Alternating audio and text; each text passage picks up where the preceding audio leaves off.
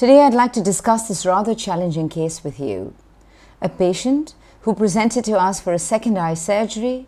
The patient had a hard, white, intumescent cataract, an inferior rhexis that tore even prior to phacoemulsification. And what made it most challenging was this was a second eye planned for a trifocal IOL implantation. Now, did I just get lucky? And really, what would you do in a case like this? Let's now move to watching the surgery.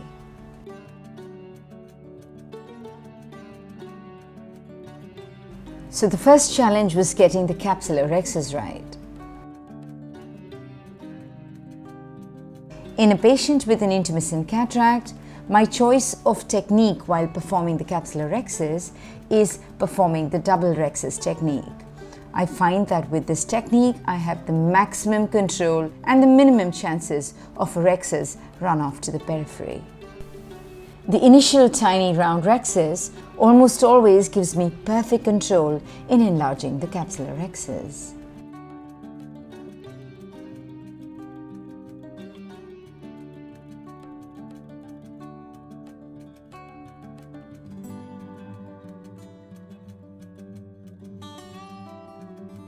In an intumescent cataract whose capsular bag has been decompressed, you're almost always going to have a freely mobile nucleus, so please note how I prefer not to perform hydrodissection here. Proceeding with the phacoemulsification, the technique of my choice would be a direct vertical chop and the settings adequate for a moderately hard cataract. And when I'm just about to make the first chop, look what happens. The chopper accidentally damages the inferior rhexis edge, and now we have a tear that extends all the way to the periphery. Now this is a real challenge. We've not even commenced with the phacoemulsification.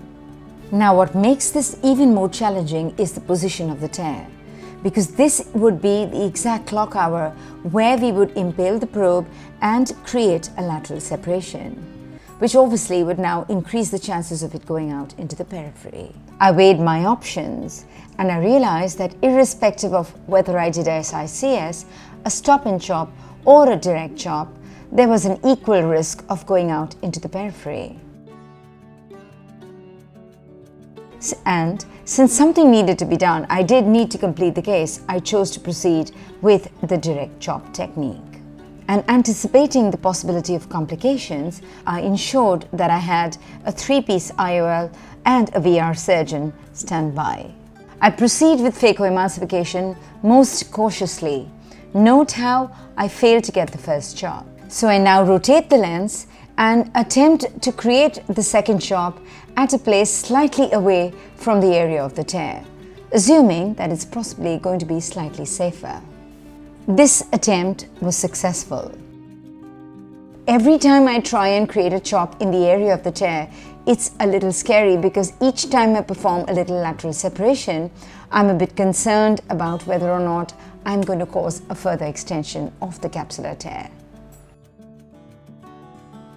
You will now see how the nucleus is rotated and subdivided into multiple smaller emulsifiable fragments.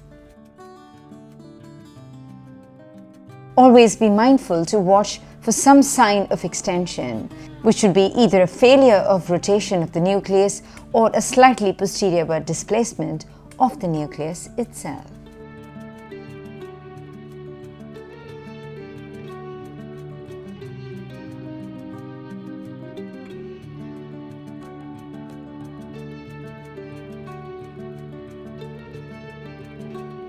I now attempt at downsizing the nucleus. This is with a view of further reducing the contents in the capsular bag and preventing a further extension of the tear posteriorly. Let's now watch the rest of the nucleus management technique.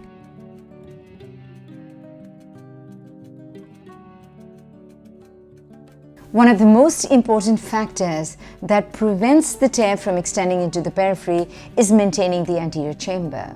Thus, it's extremely important that each and every time you come out of the eye, you need to inject some viscoelastic into the anterior chamber to prevent this complication from occurring.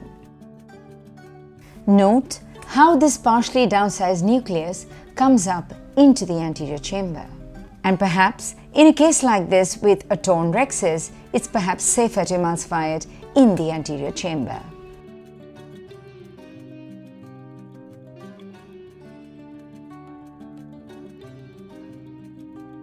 At the end of nucleus emulsification, I now perform a viscofluid exchange.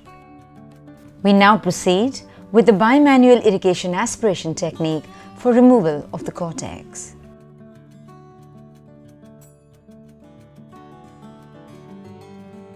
It is extremely important to always remember that when the source of irrigation comes out of the eye, either the phaco probe or the irrigation of the irrigation aspiration, always perform a viscofluid exchange. Shallowing of the anterior chamber at this point could most easily cause an extension of the tear posteriorly.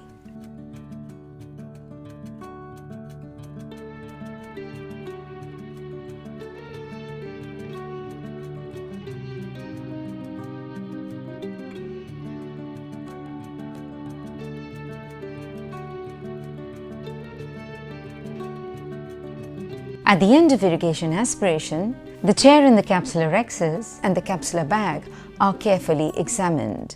Please note that there is no posterior extension of the capsular tear. We now come to the final challenge, which is the implantation of the Trifocal IOL in the capsular bag. The insertion of the IOL should be extremely controlled and in a careful and a cautious manner.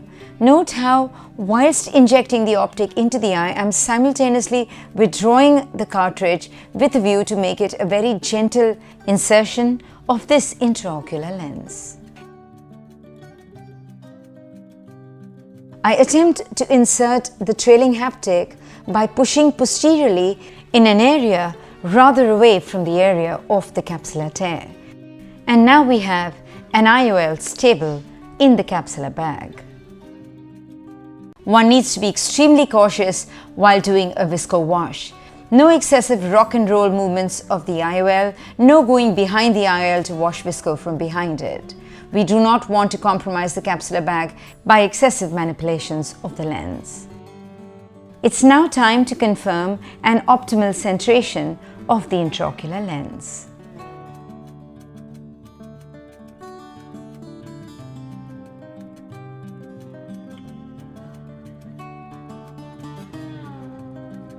We now get to the stromal hydration. Be careful that whilst performing your stromal hydration, we do not inject with excessive force. And here's the end result: a stable centered IOL in the capsular bag. And here's what the eye looked like on day 1 post-operatively. As surgeons, we're all going to face challenges at some point or the other. Some challenges that we may have faced earlier and some challenges we may face for the first time. Having the correct presence of mind, the correct skill set and the correct knowledge is going to tide us through these challenges. Thank you very much. I hope you found this a useful learning. I certainly learned a lot whilst performing this case.